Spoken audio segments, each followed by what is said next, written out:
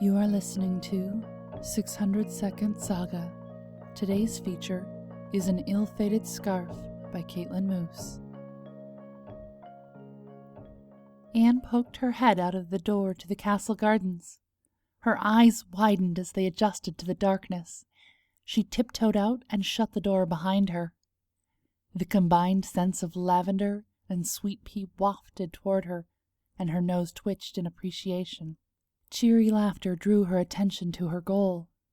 Just one look at the pretty gowns. Then she'd sneak back to her rooms to prepare for the birthday celebration. Nana would never know she was gone. She turned toward the courtyard, creeping from shadow to shadow. Finally, she crouched behind the large sweet pea-covered trellis that bordered the firelit courtyard. All the ladies, all the gowns, and even prettier than her 8-year-old heart could have dreamed. Everything sparkled, like they were all floating on a sea of diamonds. A sigh escaped her lips. A squeeze on her upper arm was her only warning before she was yanked onto her backside. She peered up toward the sky and crumpled in on herself when she saw who stood above her. Princess Stella was several years older than her and much taller. So from Anne's vantage point, cowering at her feet, Stella practically loomed.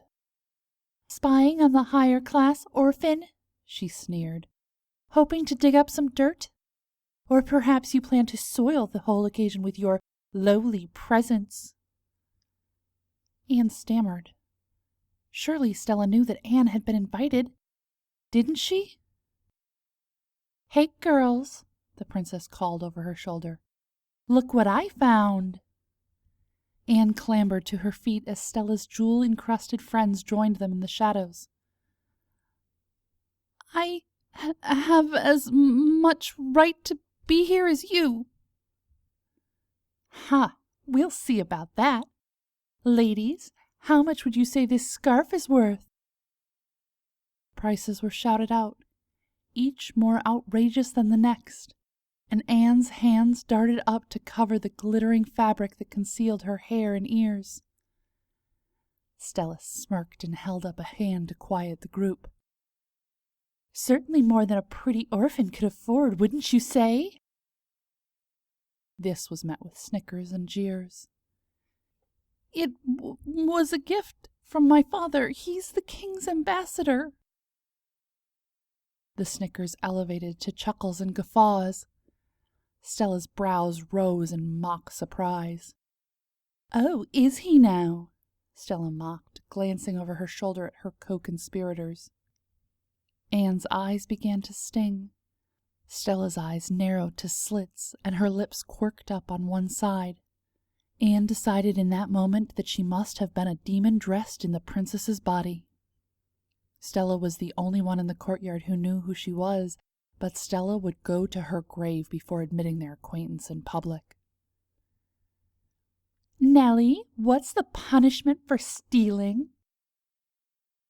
Anne's stomach turned to sludge.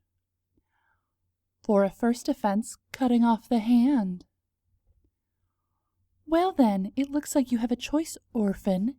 Give me the scarf or suffer the consequences." Anne gasped and clutched the scarf tighter to her head. "But I didn't steal it. My father gave it to me." "Hand it over or I'll call the soldiers." She shuddered. She'd overheard stories, seen the soldiers training. Stella was a kitten compared to them. Anne lowered her hands to the knot at the nape of her neck, but paused before untying it.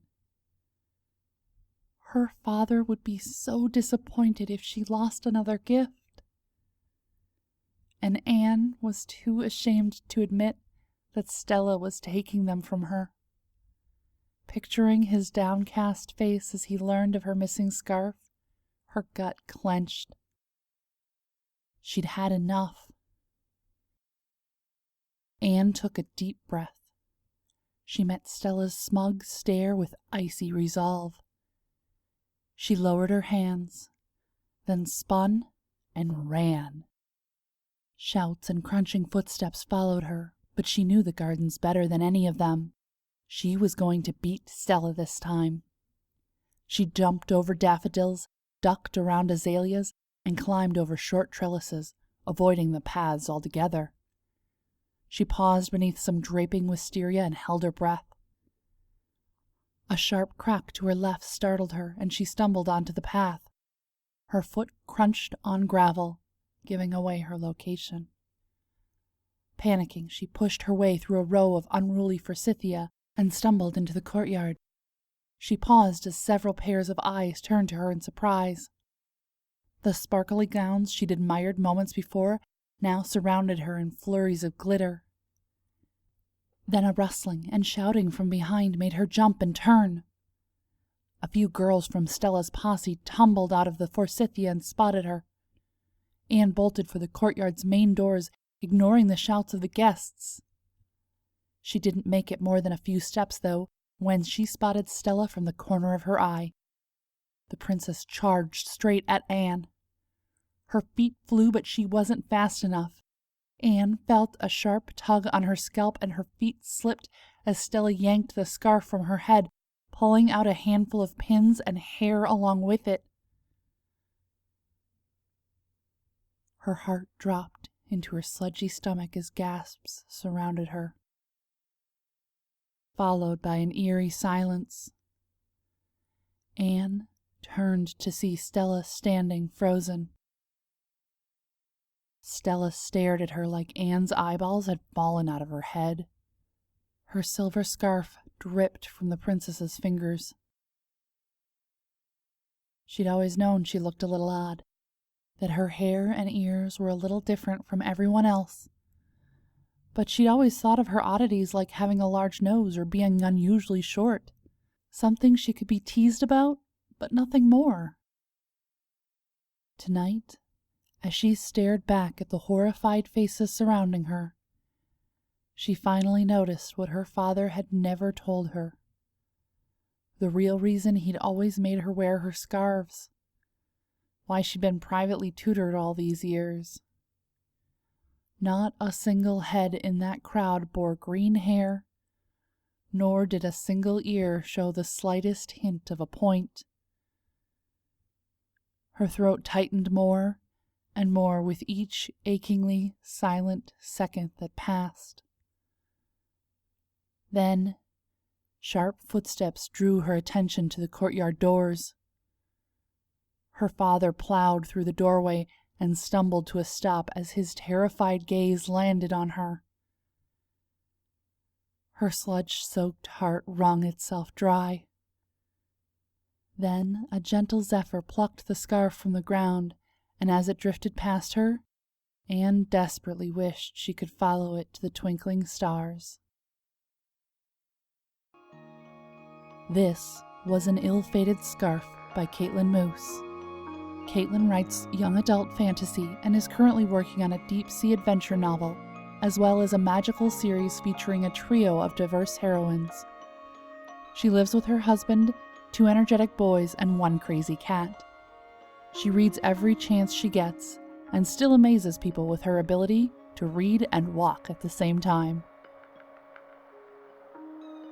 Music is provided by Mads. Learn more about 600 Second Saga, our authors, how to submit your flash fiction, and how to support the podcast in the show notes. This has been Mariah Avix and 600 Second Saga.